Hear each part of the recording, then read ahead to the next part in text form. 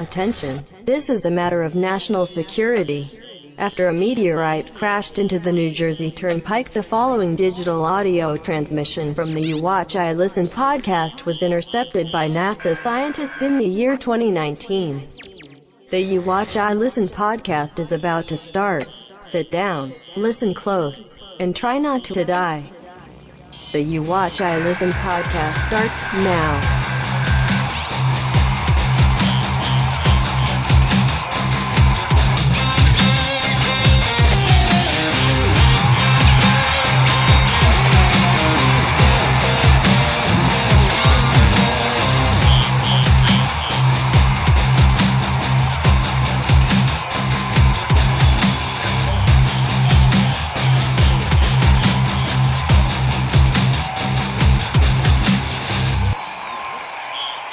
Week.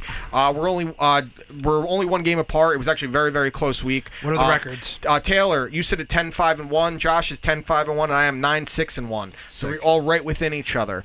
Do you have any takeaways about your own personal teams in the first and foremost? Who wants to go first? Raise your hand. I do. Taylor, please. You had a game, the Denver Broncos at the Oakland Raiders in the last Monday night game in Oakland. So the fact that I had stayed up till almost 1 a.m. to watch the absolute debacle. You stayed up till 1. What time did you have to wake up? 6:30. And you described it as a debacle. Why was it a debacle, Taylor? It was an absolute travesty that Philip Lindsay only got, I think it was 11 touches altogether. They couldn't run the ball frequently enough. Joe Flacco was constantly being pressured. Didn't help that Juwan James, their starting right tackle, got hurt. Offensive lineman. Got hurt, and he's going to be out for a couple weeks. It was just... At least it isn't season ending, because when he was down, it looked like he just took a knee on knee, so it's like a contusion. He's not Christian Yelich. Yeah, right. But I'm telling you, man, it's just, listen, the offensive line really has to step it up, and the offensive play calling really has to get there. It has to get more creative. The only good thing that I could take away from this game is that you saw flashes of the absolute superstar that Cortland Sutton is going to be. Yeah, Sutton, they have a very good 1-2 at wide receiver in Sutton and Sanders. And then Deshaun Hamilton dropping a touchdown right in the fucking end zone. Whatever, dude. He stinks. Because the better one from Iowa got drafted to Detroit, and they lost. Let me ask you, how much blame did you put on Flacco? A good majority of it, because there were a couple times when he missed wide open receivers. He just looked completely lost sometimes when he missed a double wide safety. Flacco's at his best. This is how he's always been. You run the ball, you let him step up in the pocket. You give him enough time to move up in the pocket, maybe shift around a little bit. Doesn't run. He's not a runner. But he needs to run the ball. The ball has to be run with him. Jared, thank you, sir. Later, pal. Get home safe, dude. Let me know you got home all right, dude? Later, bro. So I don't know. It's the Broncos, but to be fair, while the offense stunk, the defense did not have a good performance against the Raiders. Well, would you say that, or would you say more so that the offensive line completely shut down Bradley Chubb and Von Miller? Because that's what I would say. That's what I mean. The offense, the defense, the pass rush wasn't there. The defense didn't have a great game. The coverage wasn't great. They were letting Derek Carr go vertical on him consistently. Rookie Josh Jacobs of the Raiders had a great game, great debut. I mean, the biggest, like I said, one of the Josh and I rookie of the year pick. Yes, sir. One of the biggest flaws in the Denver's defense is the linebacker position, and it was blaringly obvious how they couldn't. How the second Josh Jacobs got to the second level and he couldn't be stopped. Well, and the other thing, and I talked to you about this when they hired Vic Fangio, which I was a fan of his hiring, but I said to you, like, their defense should be great, but that offense is going to be very ordinary. They're not going to get creative. They're going to be an old school running the ball team. That's what you're supposed to do when you have Joe Flacco at your quarterback and that kind of defense, ball control. But what pisses me off is that Philip Lindsay is such a dynamic player. By the way, fuck Brian Griese, because he was part of the commentary team that Monday night game, and he's like, Emmanuel Sanders is the most dynamic player. Shut the fuck up. He's over the goddamn hill, and he's still okay, but he's not that fucking great. He's not as over the hill as Demaryius Thomas. Yeah, well, 6th-round pick still. He's still in the fucking NFL. Fair. Who gives a shit? Because fuck them. All right, so you had your thoughts. Damn it. You had your thoughts. Josh, what were your thoughts on the Atlanta Falcons, skin of their teeth loss? All right, so I'm gonna call out two guys on the team who are free of the scorn, and that would be Deion Jones and Keanu Neal making their returns from injury. Both played well. Both did everything that they possibly could with the dog shit that surrounded them. Yeah, They couldn't stop the run. Kirk Cousins threw the ball 10 times. They couldn't stop the run. They couldn't run the ball themselves. And historically, in the game of fucking football in the NFL, that is a recipe for disaster. Josh, comment? Stop fucking doing that. Stop. Anyway, so you can't run the ball. That's going to force Matt Ryan to drop back and pass the ball. I don't even remember how many times, but it was upwards of 45, 50. Yeah. Matt Ryan has to drop back and pass. You're not running the ball. You're not making an effort to run the ball. They're going to bring the pressure. Yeah, for sure. Matt Ryan shares a great many similarities with a legendary quarterback, and that man is Brett Favre. When the pressure gets in his face, he'll just fucking throw the ball. And when this motherfucker just throws the fucking ball, he gets picked off. He tried to throw the ball out of the back of the end zone and it got picked off. What did he do in the Super Bowl? I think he blew a 28-3 lead. I was just making No, sure. fuck you. He was 2 passes away from a perfect passer rating in that game. It wasn't his fucking fault. Who was the losing quarterback of that Super Bowl? I think it was Matt Ryan. Yeah, that wasn't his fucking fault. But did Matt Ryan win that Super Bowl? No. What happened? You know whose fucking fault it was? It was Kyle. Oh, I got to get the fuck out of here and into San Francisco Shanahan. Technically, the 49ers play in Santa Clara. Oh, my God. Fuck you. Okay, so what do you think the Falcons need to do differently this week? Run the fucking ball. Okay, so we'll get to that game now. Wait. So, hey guys, let's be fair. Oh, and another thing. Fucking Saturday afternoon, let's sign Julio Jones to a brand new contract, $64 million, guaranteed a fucking signing. What are you going to do? You're going to throw him the ball 4 fucking times on Sunday. Actually, no, they threw the ball to him 7 times. He caught it 6. But at one point in the game, he had 3 fucking catches. So, effectively, he was getting paid $21.5 million per fucking catch for 40 yards. Well, that's good. That's good for him. Josh, thoughts? Okay. Let's be fair here. Well, as bad as your teams showed up, they didn't. At least your team actually showed up. Mine did not. Yeah. I was laughing. I was here with Pat. Pat's a big fucking Ravens fan, and he's like celebrating. He's like, "I'm sorry, dude." I'm like, "Dude, don't." To me, this is the goal. Like, this is what I wanted and expected this year. Tank for Tua. I'm all the fuck in. You don't want Tua. Yeah, I do. No, I you love don't. Tua. You want Justin Gilbert. No, you don't want Tua. Justin Tua's Gilbert, the cornerback. Herbert. Herbert. Yeah, from Oregon. Oregon. I don't want. You said Gilbert. Sorry, that's wrong. No, I like Herbert too. I'd be fine with Herbert. Tua is more talented. Tua is a left-handed quarterback, which is one of the reasons they traded Laramie Tunsil. He has a way better feel of touch on the throws. Dude, he would have won the Heisman if he didn't get injured down the stretch last year, and he played the fucking he was fucked up in that game. As long as he doesn't get hurt again this year and he can stay healthy, yeah, that's the guy I want. I would prefer Lawrence in 2 years, and that's still not out of the realm of possibility. No, next year. Next year he's gonna come out as a junior. I'm saying in 2 years. I'm saying it's not out of the realm of possibility. The Dolphins are the worst team in the league next year too, and the amount of draft capital. Do you want to know what I'm really rooting for? What? The Houston Texans. I don't want to see anyone get hurt, but if someone got hurt at a very important position and the Texans happen to go like 4-12, we have their first round pick this year. Yeah, that could be. I would be very, very happy with that circumstances. I love the player I'm not mentioning, and I don't want him to get hurt. But if he did, it'd be really good for the Dolphins. Yeah, you know what? Just whatever. All right, let's get into our Week 2 picks in the 2019-2020 NFL season. Thursday night game tomorrow night. The Tampa Bay Buccaneers coming off a horrendous loss. Told you. What was that? Told you. You did say they were going to lose. I will give you that. They lost to the 49ers. Jameis Winston, 2 pick sixes, and they lost by 14 points, amazingly enough, at the Carolina Panthers, who had a very, very impressive loss, if you can have one of those, to the Rams. They played the Rams incredibly tough at home.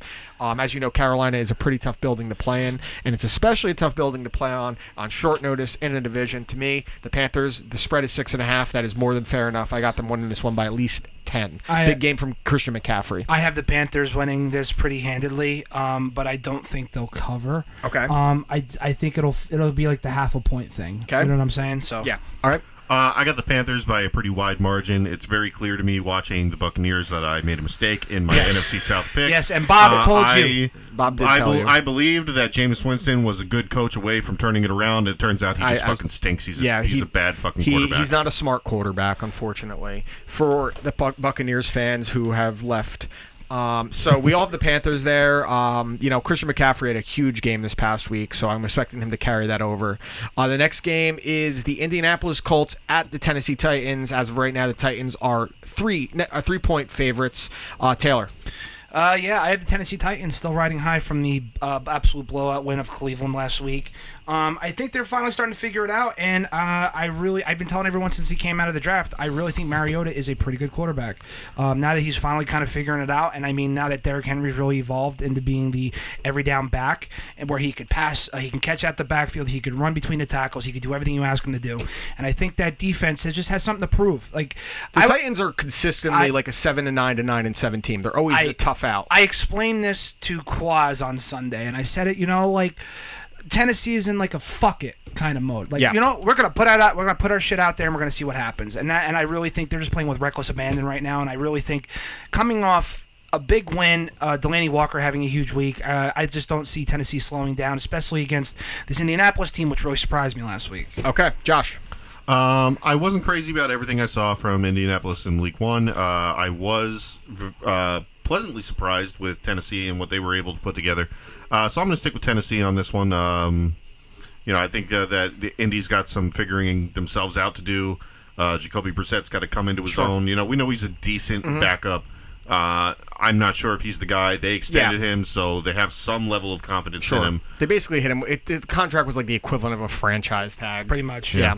So, Titans. Okay. I'm glad that you guys took the Titans because I'm taking the Indianapolis Colts. And as impressive as the Titans were, there's a couple intangibles in a game like this that I like to think of. One of those things, the Cleveland Browns committed 19 penalties on the team, and you will almost always lose that game. They had how many interceptions? They gave up how many sacks? And that is due to the Titans being a very physical team. But when you're getting holding calls, when you're getting your left tackle ejected because he kicks a guy in the head, that's literally when the team is doomed from the beginning.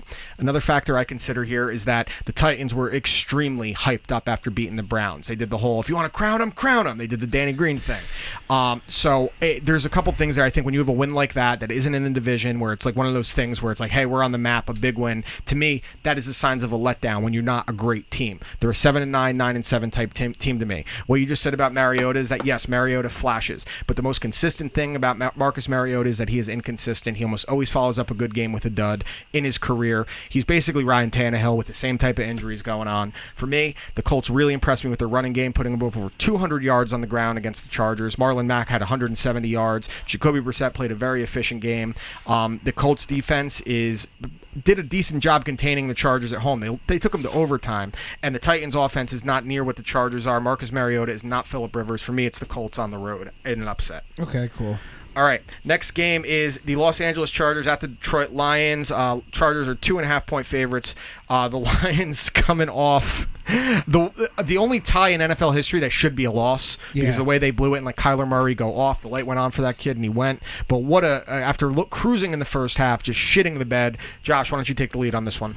I'm gonna take the Lions solely because I do like what I saw from them in the first half of that game. You know, they were Their cruising. defense was very good. Their offense was efficient. They were playing well. Stafford looked great. He looked ready to play. And I think they got caught by surprise in the second half there. Obviously, it's something that you don't want to do that. You don't want to let a rookie quarterback come back in the second half, take you to the end of overtime like that. The Cardinals should have won if not for that dropped interception.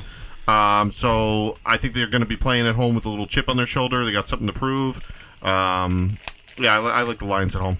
All right, Taylor. Just got the Chargers. Chargers are a better team. It's one of those things. Yeah, it's not going to happen like that 2 weeks in a row. I'm also going to take the Chargers. I do think they're the better team. Unfortunately, when the team loses like that, even if you're an average team, you should beat a team like the Arizona Cardinals, especially with a rookie quarterback. And the fact that they collapsed shows the same things that were wrong with the team last year with Matt Patricia as head coach. His teams don't seem to buckle down when they need to. I don't think the Chargers are going to struggle in the first half of the game like the Cardinals did. Now, we've seen that the Lions defense can blow a 2-score lead. Can they come back from one? I don't think they can. And the Chargers can be much better at moving the ball. So my pick is the Los Angeles Chargers on the road. Then I said they're 2.5-point favorites. Next game is actually a game I think will be pretty good. Is the Buffalo Bills at the New York Giants. The Bills are 2-point favorites. Coming off that win over the Jets, where they 17 unanswered points in the second half, got very, very lucky that C.J. Mosley got hurt, because if C.J. Mosley got hurt or didn't get hurt, I don't think the Bills are winning that game. The Jets' defense completely collapsed, but they deserve credit for coming back and winning despite 4 turnovers on the road in the division. And I do think that they are going to beat the New York Football Giants. The Giants' defense looked almost as miserable as the Miami Dolphins in Week 1 against the Cowboys. They have no pass rush. They have no playmakers in the secondary. While their offensive line is improved, it is not improved enough because the playmakers are not giving the offensive line any time to get some second push there and give Eli a chance to make a throw, because they don't have playmakers outside of Saquon Barkley. And again, Pat Shurmur deserves a ton of shit for how he handled Saquon Barkley last week, barely giving him the ball in the second half, calling plays for Eli Manning on 3rd and short where he's scrambling out of the pocket, not giving it to Saquon on 3rd and 1. The Giants are a poorly coached team. They are a poorly constructed team. The Bills are too physical. Their defense is too good. They can run the ball too well. I got the Bills in this one. Yeah, I got the Bills myself. You hit on a big point that I wanted to talk about. That I just have no faith in their coaching staff whatsoever, specifically Pat Shurmur. Yeah. I said, that whole thing when you start in one, you have a generational talent in your backfield, and your grand scheme is to roll out cinder blocks. And Eli didn't even play poorly. Eli put up a decent game. To be honest with you, that whole first drive where the Giants drove on the Cowboys was like, okay, maybe it could be different. Their defense, that was if they wanted to run up the score of the Cowboys, they could have done the same thing the Ravens did to the Dolphins. Right. Well, but we'll get to that in a second. But yeah, I have Buffalo. Buffalo's just a better team, and they have a lot of fight in them. They really do. Pride, hustle, never say die. Yes. Josh. I think that there's a little bit of a revolving door in our area in terms of sports where the Mets and the Jets typically vie for that laughing stock of the New York sports teams. The Giants are, after their last two seasons and the first game of the season... going back to the Eli Manning benching. Yeah, the Giants have been the laughingstock of New York sports for a while now. Yep. And I have no faith in them. I have zero belief in them. Same here. I thought that they were going to win last week before we got the Zeke news.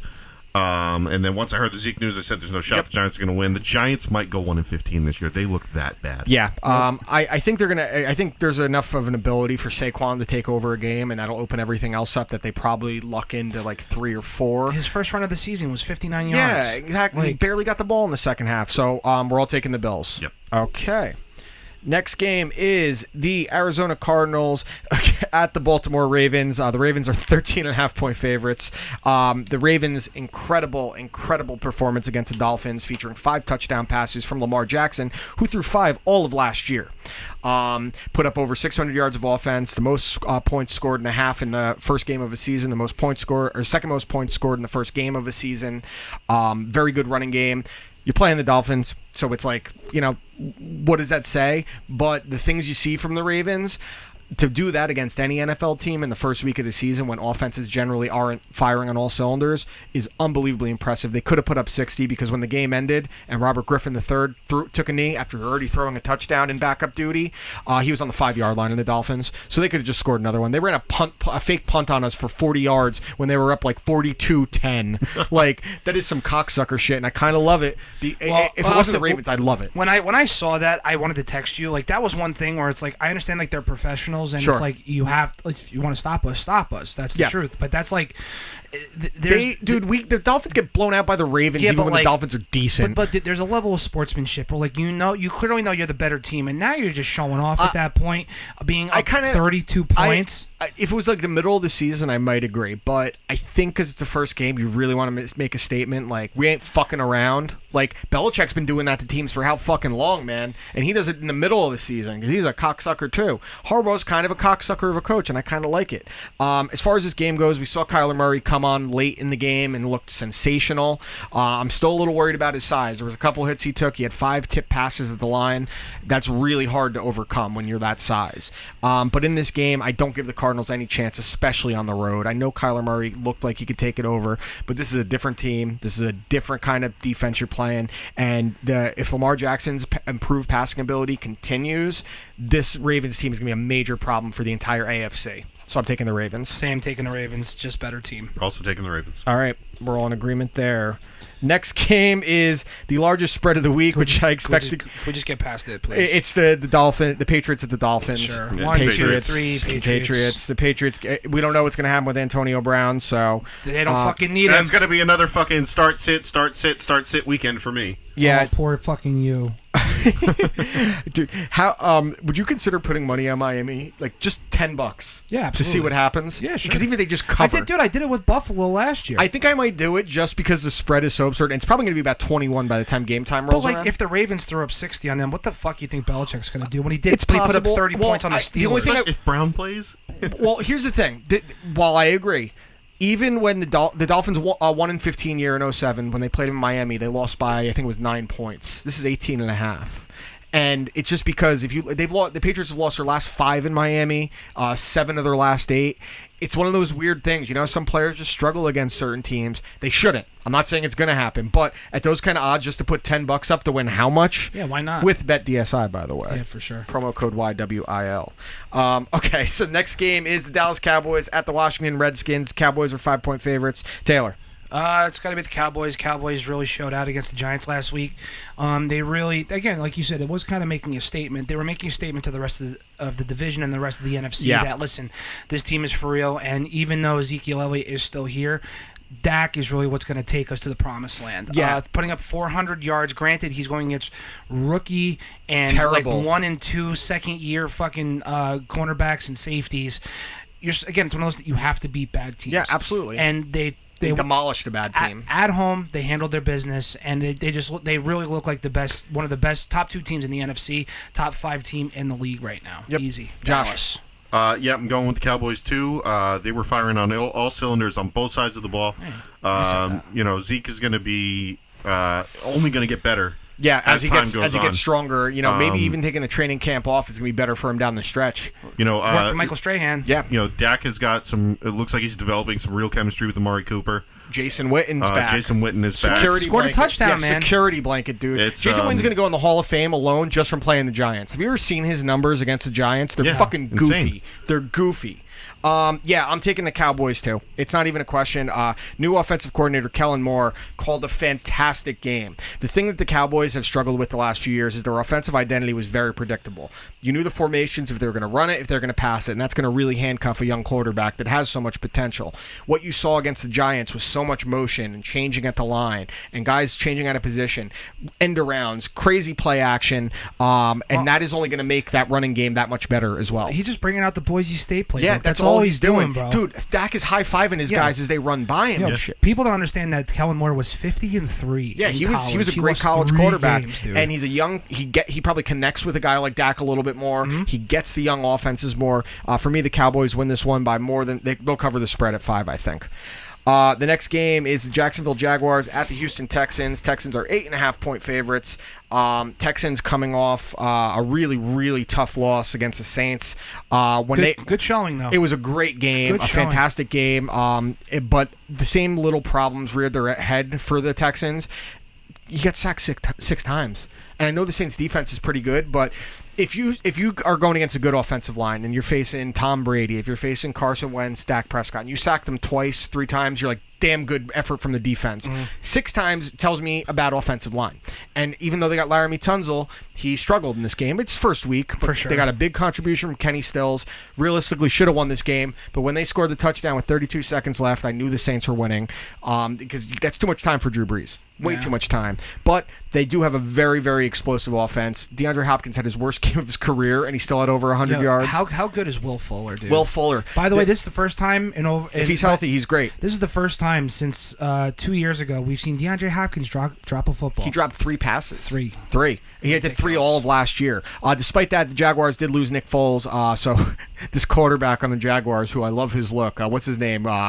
Chadwick Munster? No, it's like Grinshaw something.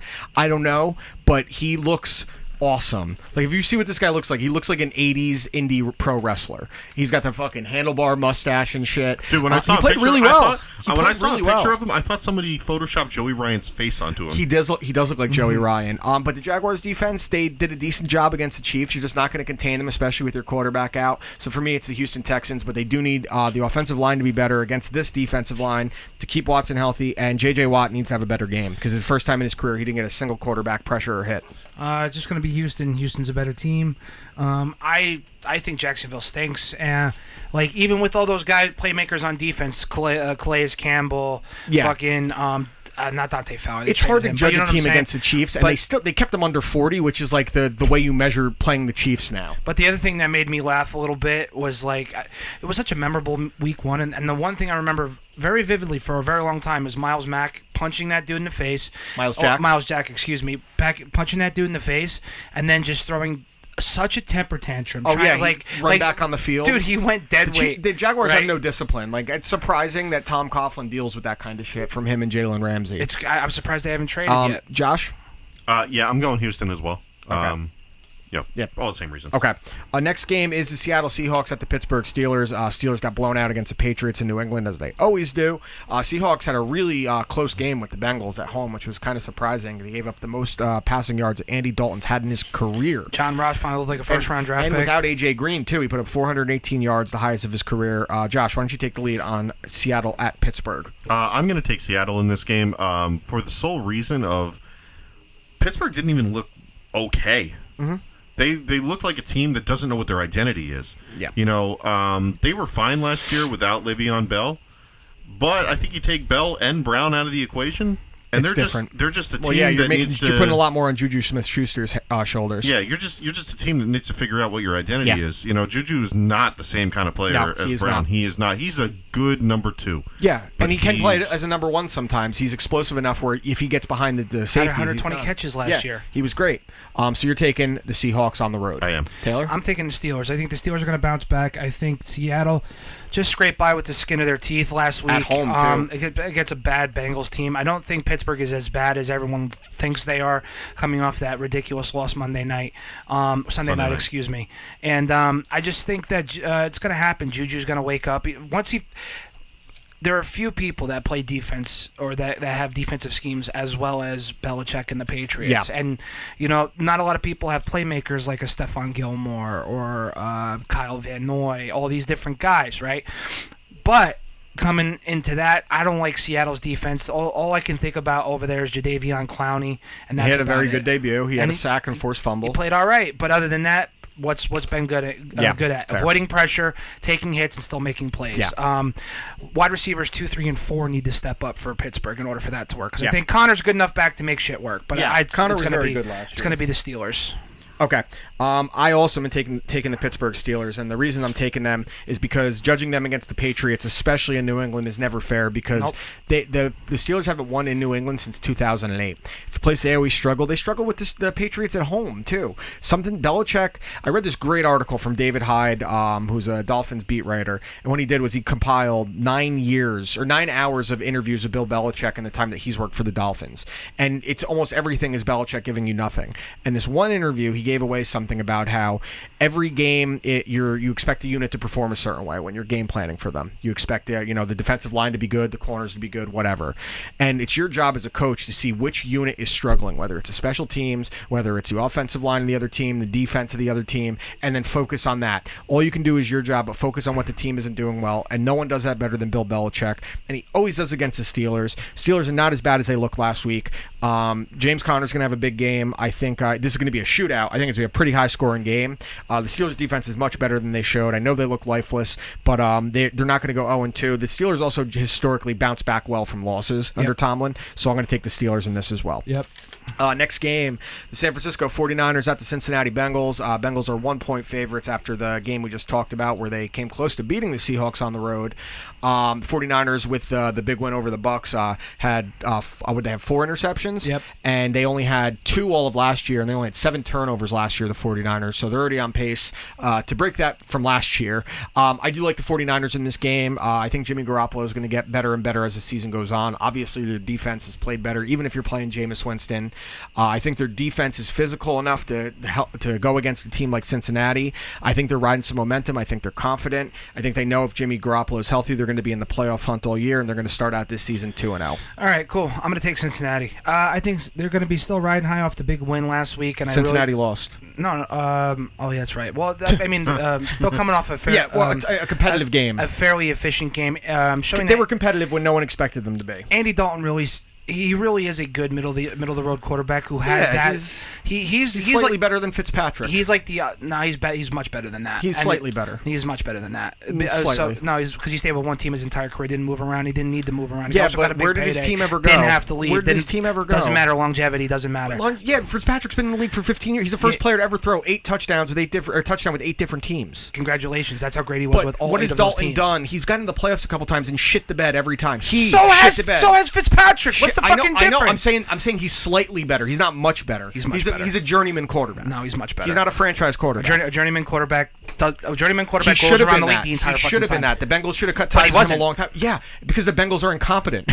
Like, who else could Andy Dalton start for and be better than he was in Cincinnati? Let's see. Better than he was. Let's see. He's not elevating a franchise. He never has. He's a solid quarterback. I said he's better than Fitzpatrick. I didn't say he's the same level. Slightly better. He's like a tier. Fitzpatrick's like a tier 4 quarterback. He's a tier 3. It's like more like a tier 2. No, tier 2 my ass. Tier 2 my fucking ass, tier 2. Whatever, dude. He hasn't been good in how long? Doesn't matter. And he stunk in the playoffs I every picked time. Cincinnati! Why? Because John Ross finally playing like a first-round pick. All right, that's fair. He had a great game. Fucking killed it. And Joe Mixon is a little on the shelf right now, which is a question. But I mean, they're 1-point favorites for a reason. And also, Carlos Dunlap, showed a spark of youth the other day where he actually played fucking great. Mind you, I've always liked Andy Dalton. I like rooting for him because I don't think he's that good, so I want to see him succeed. Yeah. So he's actually probably more like a Jay Cutler. Gunslinger, careless with the football. Everyone kind of hates his face.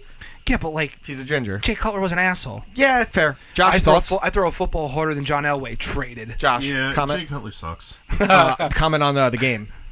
Oh, which game? The 49ers at the Bengals. Oh, yeah, that one. No, I'm picking the 49ers. Okay. That was a good conversation.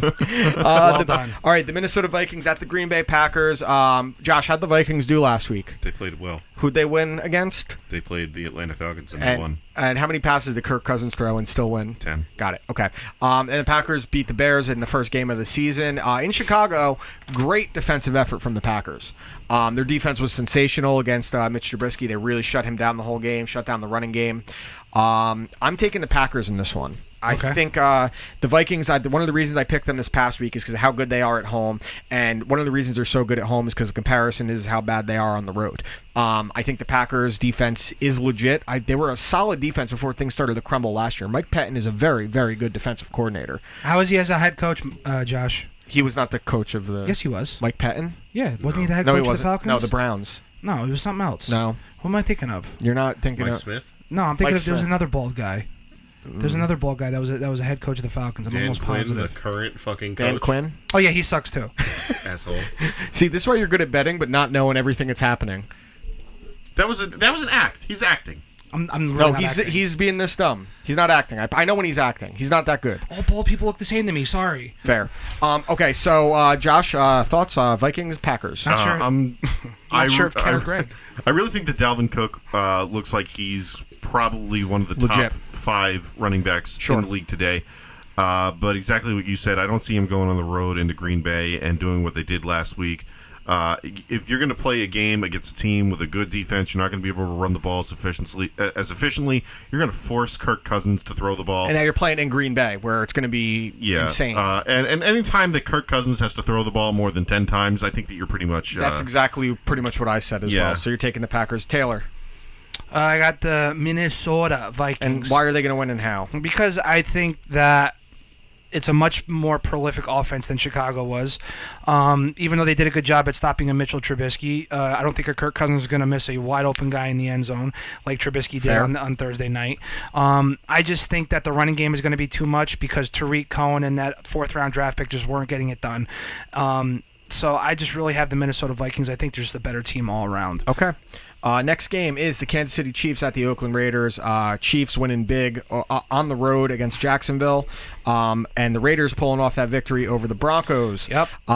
Yeah, I got the Chiefs decimating the Raiders. Yeah, Pat Mahomes is fucking insane, dude. And the fact they lost Tyreek Hill. You see fucking Sammy Watkins. Yeah, I did. 198 yards. Jesus. And his touchdown that he had when he just hit him on that quick slant was the fastest touchdown that anyone's had in the last 2 years. If he's healthy finally. People have written Sammy Watkins off, but I think that we have to remind everyone that this guy played for the Bills. He played for the Bills. He had foot issues or injury questions. I didn't think he was still in the league. Well, I was saying when I was talking to Spooner about this a while ago, and he was saying Sammy Watkins a bust. I'm like, yeah, he kind of is, but one thing he does better than any receiver in the league is track the ball in the air.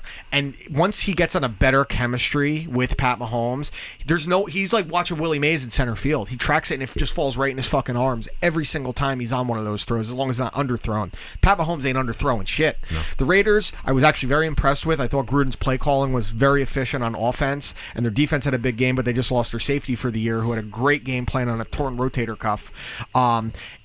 They were very high trying to prove something to Antonio Brown and get past all the controversy. They always seem to play well in the opener at home. The Chiefs are going to be too much. Even if they're competitive in the first half, and I said this the same thing with the Chiefs last week, it's exactly what they did. You can't contain Pat Mahomes and the Chiefs forever.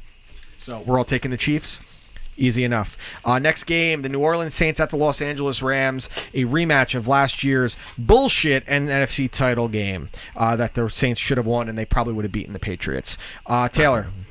Saints. I don't know about that. Saints. Yeah, the Saints are going to win. Saints are a great team. Yeah. And they really showed the championship caliber at the second half because Houston was taking it to them all first half. Yeah, the fact that they stayed so composed and just shows Sean Payton and Breeze and how cool, calm, and collected they are. My favorite thing about that was just Breeze sitting in the pocket and delivering a 33-yard strike to that Meredith kid. Dude, the throw he made on 3rd and 2 to Ted Ginn, he hadn't thrown a pass over 20 yards. He hadn't thrown a pass over 20 yards the whole game, and just in stride. And then when he gets the ball back with 32 seconds, just lasers. And then 2 lasers. And then I also want to say, too, Alvin Kamara may be the most fun player to watch in the NFL. Honestly, he might be the best offensive player in the league. Oh, come on. He might overall. Mahomes?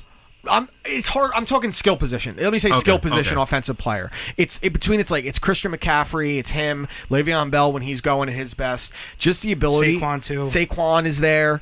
Kamara. There's a reason I picked him for offensive player of the year because he's so good at everything he does. He's like a better Darren Sproles. Like Sproles, you knew he could go off passing or running. Yeah. And he's bigger, and he's still not a big guy, but he is damn good. The Saints defense is going to be better. Cameron Jordan had a rough game. Kiko Alonso's still getting used to the system. I think the Saints are going to win this one. I think they're going to play with a purpose to prove that bullshit NFC championship last year. I think they're going to win by at least 10 points. Okay. Josh? Thoughts? Taking the Saints. You're taking the Saints. Why do you have to say it so quietly? Because I fucking hate Bob and the Saints and everything about the city of New Orleans. Oh, I have a friend from New Orleans. You know Jeff. Build the my wall. name is Oh, I thought you were going to say Chris Kyle. No, Chris Kyle. No, he was a friend of all New Orleans because he was on top of the Superdome after Katrina sniping looters. Like, at what point did the publisher read his book, American Sniper, which is very good? He's a legitimate hero, but come on. I think that during there were a lot of things happening during Katrina, but you would have heard news reports of people with giant fucking holes in their head. All the refugees were in the Metrodome. They would have heard that shit. Yeah. That shit is loud. All right. Chris Kyle, that fucking... All right. Not today. Taylor, not today of all days. I wasn't going to say anything. He's a good storyteller. Taylor, the Chicago Bears. Remember when he knocked out Jesse the Body Ventura? But he didn't. Taylor. Even me, a former governor and Navy SEAL. I was a Navy SEAL. Taylor, your game, the Chicago Bears at the Denver Broncos, please. I'm just going to pick the Broncos because it's my team, and I'll ride and die with them forever and always, no matter what. I'm taking the Bears. Fuck you. Neither of these teams were very impressive in any way, shape, or form this week. Yeah. So I'm going to take the one that was a little bit more impressive, which is the Bears. Okay. I, too, am going to take the Broncos at home. I think they were very, very embarrassed. They also play in an incredibly tough building to play in, especially in the home opener. The Bears' offense is going to be a real problem. Any game where you hold Aaron Rodgers to 10 points, you better be able to put up at least 12. 11, something. You could only get 3 points. Their defense is great, and this is going to be a very, very low-scoring game. It's going to be like a 13-10 kind of game. I don't think that the Bears realize that they have a championship defense, and they've neglected having a competent offense to carry it. It's going to be on Mitch Trubisky to step up. And I don't know if he has the talent to do it because he was not good. And I don't think a pissed-off Broncos defense and Vic Fangio is exactly what he should be facing right now. So I'm going to take the Broncos. Cool. Next game, the Sunday night game. This is a really, really good one. The Philadelphia Eagles at the Atlanta Falcons. Joshua. I'm going to take the Eagles. Really? Because the Falcons always let me down. So I figure if I expect them to lose, I've done that before. Probably going to win. I've done that before. But looking at both of these teams, thoughts? Atlanta needs to prove to me that they can stop the run, and they need to prove to me that they can run the ball themselves. Philadelphia is decent on both sides of the ball. Their offense is good. Their defense is not as good as their offense is, but it's a decent enough defense. I just think that what I saw from both of these teams last week, Philadelphia is a little bit better than Atlanta right now. And like I said, unless the Falcons can run the ball, at least you have some integrity and you'll pick against your team, even when they should still be in it. Technically, it's not like a Dolphin situation, but you have some non-bias there. Taylor. I'm gonna take the Eagles because the Falcons always let me down too whenever I fucking pick them. Yeah, I'm going to take the Eagles here. The big thing that for me that I took away from the Eagles is Deshaun Watson's going to really help Carson Wentz this year. The fact Jackson. that what did I say? Watson. Why did I say Watson? Deshaun Jackson. Excuse me. Thank you. Deshaun Jackson. His deep playability is still among the best in the league. I think he's second all-time in yards per reception in NFL history, and they already have a chemistry. The offensive line is great. The fact that they persevered in the opener in the divisional game already, came back from 17-0 hole, was it? It's incredibly impressive. I think they're only going to get better.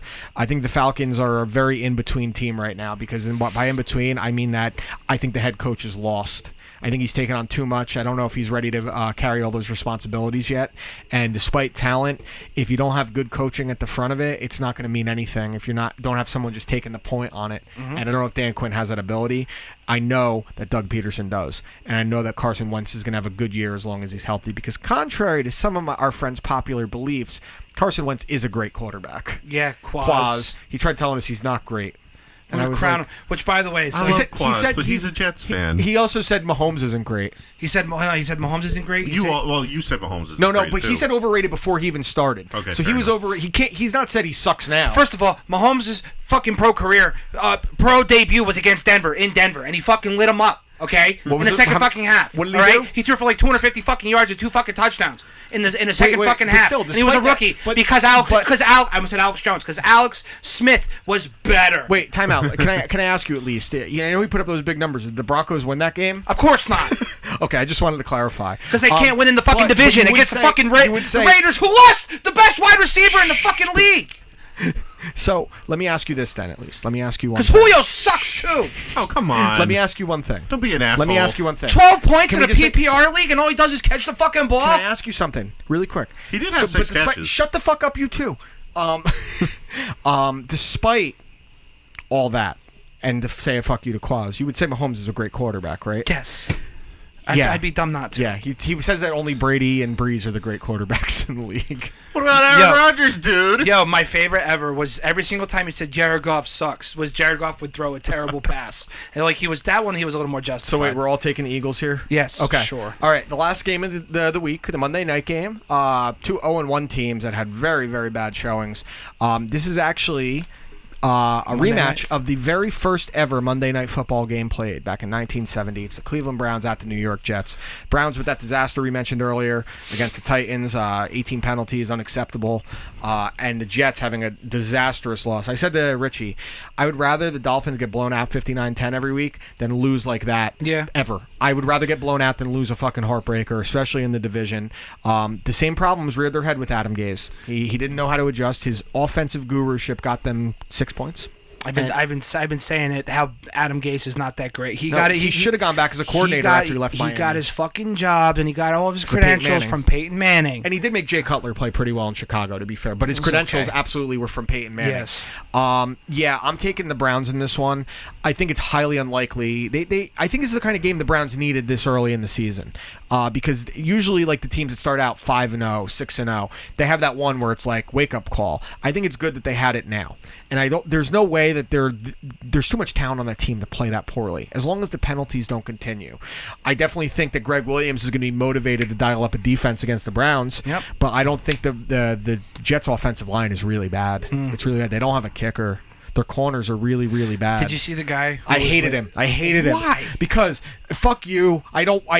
Fuck him. I don't care. I hate everyone. I don't like when someone's just like, I call on the radio, hey, I can kick the ball. Did you see his videos? Those wouldn't miss in the NFL because he was using fucking pee-wee football uprights. I guess, dude. Good. Let him get a workout, but this ain't some invincible story. Fuck him and the horse he rode it on. Okay. I don't care. Fuck you, Grammatica. Get Grammatica, please. Martin Grammatica. Yeah, celebrates a meaningless field goal, tears his ACL, you fucking dick. For the Cardinals. But yeah, I now the Jets just traded for Demaryius Thomas, and I got into an argument with Quaz earlier about this. Oh, who hasn't? He was telling me I like the DT pickup, and I'm like, why? He goes, well, he's better than what we have. I'm like, that's probably true, but do you think Bill Belichick, if he thought a player had anything at all to contribute, he would trade him? Not just trade him, but trade him to the team he hates the most, the Jets. He's like, yeah, take this fucking jerk, and I'll take a 6th-round pick out of it. Take it from someone who watched Demaryius Thomas play a lot. You watch his last 2 years as his play diminished. What? He can't catch the ball. And he's slow now, but he was never like a crazy fast guy. He was quick. And he was hard to bring down. He was good to catch the ball 2 yards into the fucking backfield and then run 75 goddamn yards. So I was thinking about this the other day. Watching the Sunday night game, they were talking.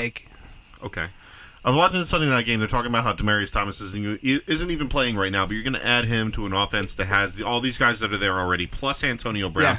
And I was like, I haven't really heard a lot about Demaryius Thomas in a while. If you go back and look at his career stats, the only good years featured Peyton Manning. He had some decent years at the end, and his last 2 years were where you saw the big drop off. Because I think the year before that he was like 1,200 yards, and the year before that he was 1,400 yards, and then his second to last season was like 1,084, 5 touchdowns. Then it was like 900, and then he tore his Achilles. Yeah.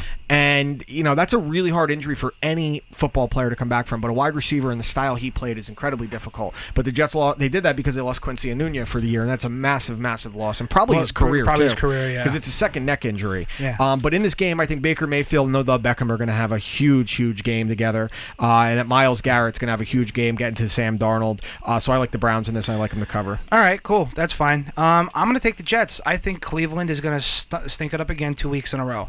I think the Jets are pissed off. They have penalties, they will. I know, but I really think the Jets are going to come out swinging with this one. And I just think that once Le'Veon Bell really gets that groove going, which depending on what Gase decides to do with him. It also depends on the offensive line, dude. That's a really bad offensive line. Yeah, but I mean, Le'Veon Bell's so good at stopping and starting. He could pick and choose his way through any defense. It doesn't matter. I agree. He's great at starting and stopping, but that's because that Steelers offense was so upright and giving him these running lanes. And Adam Gase has said you don't need guards on an offensive line. That's what he told the Dolphins owner. Right. And if you don't have guards, he's not going to have a chance to stand and then start and then stop because he's going to have people rush. His offensive linemen getting pushed into it. I still think the Jets are going to win this game. Yeah, this is a close game, honestly, because the Browns' penalties scare the shit out of me. Scare the shit out of me. I think they have too much swagger and they're too overconfident, so therefore they overcompensate. That's why this loss is going to make or break them. Yep. This loss is past week. Either they're going to improve and at least play competitive and play clean football, or they're going to be the same bullshit. Josh. So I'm going to stick by what I said. The Browns look like an 8-8 team to me just because I feel like they're feeding into their own hype. Okay. This is a game that they should win, and it's a game that they will win. But by winning this game, they're going to feed back into their own hype. That's a good and point. Probably play poorly next week. I think that you're going to see them like win-loss, rotate all year. Not every week win-loss, but you're not going to see them bad for a stretch, and you're not going to see them good for a stretch. You won't see like a 5-game winning streak, and you won't see a 5-game losing streak this year. That's might be the most accurate thing, honestly. Okay, so we got Josh and I have the Browns, and you have the Jets. Taylor, do you have any bet recommendations for this week for people to use at BetDSI? I do not. I'm actually going to take a break this week. Oh, why? Why you're going to ride on your win? Yes, I just want to sit back because that's the biggest win of my career. So I'd rather just enjoy it. That's actually smart advice. Well, listen, because after a win like that, usually what happens is people get antsy and like, oh, I'm feeling lucky, so I'm going to pick I don't know. I'm going to pick the Cardinals against the Ravens because that shit's going to work. And then because it's like because you bet with your feelings as opposed to how you actually feel. At this point in time, when I saw the money, I take the money and I fucking run until I see something better. The lines this week, I just don't like it. The only locks, if you wanted to go for it, honestly, the only locks I see with spreads or money lines are going to be the New England Patriots, the Baltimore Ravens, and the Houston Texans. That's about it. Okay, cool. All right, guys, this is week 2 in the NFL. As I said, the standings right now are Taylor at 10-5-1, Josh at 10-5-1, and little old me at 9-6-1. Get this going and figure out what these punishments are going to be. And this was also episode 68 of You Watch, I Listen. For those of you listening on iTunes, Spotify, Stitcher, TuneIn, whatever. Are we on iHeartRadio too? iHeartRadio, we're on. I think we're on all that shit. Right. Those watching on YouTube, thank you for watching. Sick. Tell us what you agree, disagree with. Give us a thumbs up. Give us a fucking thumbs down if you don't like us. Fuck it. And like, share, subscribe. We're doing that now. Yeah. We're reduced to that. And we will see you cunts next week. Goodbye. Peace.